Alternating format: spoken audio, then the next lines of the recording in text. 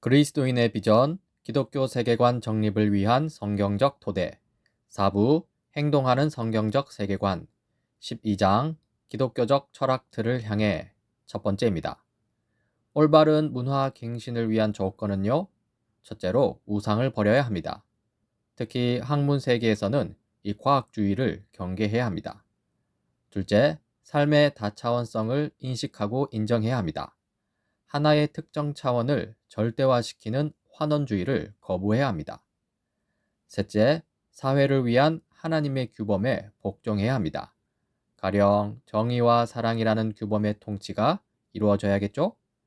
넷째, 그리스도를 통해 갱신된 공동체를 살아야 합니다. 우리는 교회 공동체를 통해 타락한 세상 속에서 그리스도인으로서 살아갈 힘을 얻습니다. 먼저 창조 세계를 위한 하나님의 질서인데요. 철학에 대한 기독교적 시도의 출발점이 필요합니다. 그것은 곧 창조 세계의 모든 것은 창조하시는 하나님의 말씀에 종속된다는 관점입니다. 하나님이 이르시되 창조 세계가 그대로 되니라는 이 창세기 1장 말씀에서 도출되는 관점인데요. 인간이 만들어내는 이론 등은요. 하나님의 창조, 법, 이 말씀에 대한 응답으로만 존재한다는 관점이고요. 삶의 모든 분야는 하나님의 규범, 이 하나님의 말씀에 응답하며 그 규범에 의존한다는 관점입니다. 이때 창조 세계는요, 참조적 특성을 가집니다. 다시 말해서 이 창조 세계는 자신의 기원, 곧 하나님을 참조하고 하나님을 가리키며 하나님을 드러낸다는 것이죠. 시편 19편 1절입니다. 하늘은 하나님의 영광을 드러내고 창공은 그의 솜씨를 알려준다. 로마서 1장 20절입니다. 창세로부터 그의 보이지 아니하는 것들, 곧 그의 영원하신 능력과 신성이 그가 만드신 만물에 분명히 보여 알려졌나니. 이러한 창조 세계는 일반 계시로서 작용한다는 것인데요. 다시 말해서 하나님은 창조 세계를 통해 자신을 계시하신다, 드러내신다, 나타내신다는 것입니다. 이렇게 창조 세계를 통해 하나님을 알 수 있다고 말하는 일반 계시론은요, 그리스도인이 창조 세계를 공부하는 데 특별한 동력을 제공합니다. 이 창조 세계를 공부함은 곧 하나님을 아는 것으로 연결된다는 것이니까요. 물론 창조 세계의 계시, 곧 일반 계시가 기록된 말씀의 계시, 곧 특별 계시, 성경을 대체할 수는 없습니다. 하지만 그리스도인 학자들은요, 일반 계시를 다루는 자신의 학문이 특별 계시를 다루는 성서학자들의 작업에 비해 열등하거나 2차적이라고 생각할 필요는 없습니다. 각기 그 종류대로 가치가 있는 것입니다. 하나님의 말씀과 인간의 학문 활동을 구분할 필요가 있는데요. 하나님의 말씀은요, 창조 세계의 질서를 규정하는 하나님의 법, 하나님의 질서입니다. 그리고 인간의 활동은요, 하나님의 말씀이 피조된 삶의 구체적 분야에서 어떻게 질서를 규정하는지 탐구하는 작업입니다. 즉, 학문은요, 하나님의 창조의 말씀에 대해 간접적으로, 즉 창조 세계를 관찰함으로써 진리에 접근하는 것이죠. 가령 생물학을 보자면요. 하나님이 생물의 생명을 어떻게 다루시는지 알기 위해서는요. 살아있는 실제 유기체에서 규칙성 패턴을 자세히 분석하는 작업, 곧 생물학에 참여해야 합니다. 정치학을 보자면요. 정치에 대한 하나님의 말씀을 알기 위해서는요. 성경이 정의와 통치 문제에 대해 어떻게 말하는지 연구할 뿐 아니라 실제 정부와 정치 이론들에 관한 자세하고 체계적이고 역사적인 분석 작업, 곧 정치학에 참여해야 합니다. 다음으로 이 합법적 학문, 과학이란 함정인데요. 인간의 활동으로서 학문이 가지는 문제점 세 가지가 있습니다. 첫 번째 문제점은 학문 연구 대상이 되는 인간을 포함하는 창조 세계 전체가 타락했다는 점이고요. 두 번째 문제점은 창조 세계의 질서와 학문적 논리를 자주 혼동한다는 점이고요. 세 번째 문제점은 학문 활동하는 관찰자 인간 자신을 물리적 창조 세계의 일부로만 취급한다는 점입니다. 먼저 첫 번째 문제점, 학문 연구 대상이 되는 인간을 포함하는 모든 창조 세계가 타락했다는 것을 보자면요. 하나님의 법은 선합니다. 하지만 창조 세계는 타락했고요. 또 인간의 응답은 왜곡되었고 방향은 뒤틀렸습니다. 그러니까 하나님의 말씀은 언제나 일관되고 확고합니다. 선합니다. 완전합니다. 변함이 없습니다. 하지만 인간은 자주 하나님의 말씀을 거부하거나 왜곡시켜 받아들이죠. 인간이 타락했기 때문입니다. 가령 국가, 정부를 보자고요. 이 정치에 대한 하나님의 명령을 온전히 행하는 정부가 있습니다. 이것은 순종의 방향, 곧 하나님의 선한 법과 하나님의 선한 질서를 따르는 것이죠. 하지만 우리의 현실을 보면 그런 정부는 거의 보지 못합니다.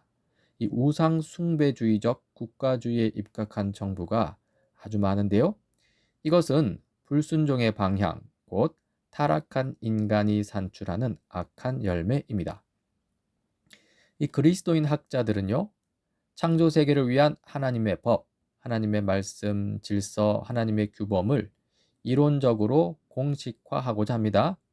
하지만 그렇게 할 때 이 학자 자신을 포함하여 창조 세계 속 이 타락의 보편적 영향을 학문적으로 매우 주의 깊게 분별해야 합니다.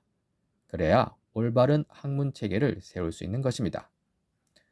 두 번째 문제점은 창조 세계의 질서와 학문적 논리를 자주 혼동한다는 것입니다. 인간의 학문적 논리와 하나님의 창조 세계의 질서를 구분해야 합니다. 창조 세계의 질서는요, 하나님의 법으로서 하나님에게 속한 것입니다. 오류가 있을 수 없겠죠? 그에 반해 학문적 논리는요, 인간의 응답으로서 인간에게 속한 것입니다. 오류가 있을 수 있습니다. 이때 인간의 학문적 논리는요, 하나님의 창조 세계의 질서에 종속됩니다. 여기서 중요한 단어는 종속된다는 것입니다. 그런데 학문적 논리를 이 창조 세계의 질서와 동일 선상에 두는 경우가 아주 많습니다. 이것은요, 인간의 판단을 하나님의 뜻과 동일시하는 것인데요. 인간 이성이 하나님의 뜻에 종속되어 있음에도 불구하고 이 인간 이성을요, 하나님의 뜻으로부터 벗어날 수 있는 자율적인 것으로 취급하는 것이죠. 여기에서 환원주의의 문제가 생기는데요. 환원주의란 창조 세계에 대한 하나님의 질서를 어떤 특정한 하나의 학문적 논리로 환원시키는 것입니다. 가령 경제적 논리로만 창조 세계를 바라보고 평가하는 경제 환원주의, 과학적 논리로만 창조 세계를 바라보고 해석하는 과학 환원주의가 있겠죠. 이것은 인간이 만들어낸 특정 학문적 논리를 모든 창조 세계를 위한 하나님의 규범 수준으로 격상시키는 것이고요. 인간 논리의 자율성을 암묵적으로 주장하는 것이고요. 이것은 인간 스스로를 마치 신인 것처럼 여기는 태도입니다. 인간을 포함하여 창조 세계의 모든 것은요, 하나님의 법과 하나님의 질서에 종속되어 있습니다. 하나님의 말씀, 곧 그 권위와 능력은요, 충만하며 우주를 창조하였습니다. 그리고 여전히 우주를 유지하고 계신 그 말씀은요, 인간이 합리적 혹은 논리적이라고 간주하는 어떤 특정 학문적 논리로 환원되거나 제한되지 않습니다. 그리고 세 번째 문제점은요, 학문 활동하는 영적인 인간을 물리적 창조 세계의 일부로 취급한다는 점입니다. 여기서 문제의 본질은 인간의 자유를 설명하지 못한다는 것입니다. 결정론 문제인데요. 이 과학주의에 함몰된 학자가 과학적이며 기계론적으로 모든 실제를 원인과 결과의 고리로만 설명하려고 할 때 그 학자는 인간의 자유에 어떤 여지도 남겨놓지 않는 셈입니다. 즉, 인간의 자유는 무시된다는 것이죠. 그래서 도에베르트는 다음과 같이 말합니다. 인간이 자연에 속한 존재라면 인간은 자유로운 존재가 아닐 것이다. 그리고 사람들은 인간의 의지, 사유, 행동에 대해 기계의 작동과 똑같은 기계론적 설명을 요구했다. 여기서 질문이 생깁니다. 그렇다면 어떻게 인간의 자유를 보호할 것인가? 이 질문에 대한 불완전한 해결책은요, 자연과학과 인문과학으로 학문을 분리하는 것입니다. 자연과학은요, 원인과 결과라는 엄격하게 규칙적인 관계로서 자연적 실제를 설명하려는 학문 영역이고요. 인문과학은요, 이 역사에서 인간의 자유로운 선택이라는 견지에서 인간의 현실을 이해하려는 학문 영역입니다. 이 인간의 자유는요, 인문과학이라는 제한된 영역 안에서만 불완전하게 보호되는 것이죠. 그리고 잠정적 법칙과 자유로운 우주입니다.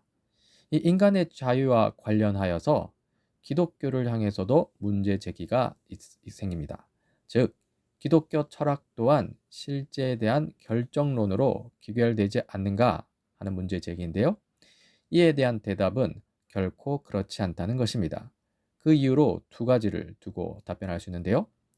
첫 번째 답변은 결정론적으로 보이는 이 잠정적이고 과학적인 법칙들을 이 창조 세계를 위한 하나님의 법으로 혼동해서는 안 된다는 것입니다. 이 과학 법칙들은요, 창조 세계의 규칙을 설명하려는 이론적 구성일 뿐입니다. 하나님이 창조 세계의 질서를 어떻게 세우셨는가에 대한 이 잠정적인 이론적 근사치일 뿐입니다. 즉, 결정론으로 이끄는 듯한 이 과학 법칙들을 하나님의 법으로 오해해서는 안 됩니다. 게다가 이 과학 법칙들은요, 잠정적으로만 주장되어야 합니다. 언제든지 변할 수 있는 것입니다. 그리고 두 번째 답변은요, 이 구체적인 실제 창조 세계를 위한 하나님의 법 질서와 혼동해서는 안 된다는 것입니다. 이 하나님의 법, 하나님의 질서는 보편적이고 확정적, 결정적입니다. 이에 반해 창조 세계는 독특성, 개체성을 가지고요, 가변적이고 자유롭다는 특성도 있습니다. 먼저 이 창조 세계는 인간의 응답으로 존재하는데요. 하나님의 법은 인간의 삶에서 다양한 반응의 여지, 이 자유를 남겨둡니다. 인간이 하나님의 명령에 다양한 방식으로 응답할 수 있다는 것이죠. 이런 면에서 인간은 자유롭습니다. 즉, 우리의 문화 활동을 위한 하나님의 법은요, 그냥 결정론적 힘이 아니라요, 다양한 선택지들 중에 하나로 응답할 수 있는 소명, 부르심이라는 것입니다. 그리고 이 창조 세계는 자유로운 인간의 역사적 과정으로 존재합니다. 하나님의 법에 대한 인간의 응답으로 형성되는 창조 세계인데요. 이러한 창조 세계는 역사적입니다. 인간이 문화를 발전시키는 역사적 과정을 보면요, 이 문화 활동을 위한 하나님의 법을 구체적으로 실현시키려는 이 다양하고 자유로운 시도의 과정이고요. 여기서 인간의 자유가 존중받는 것을 볼 수 있습니다.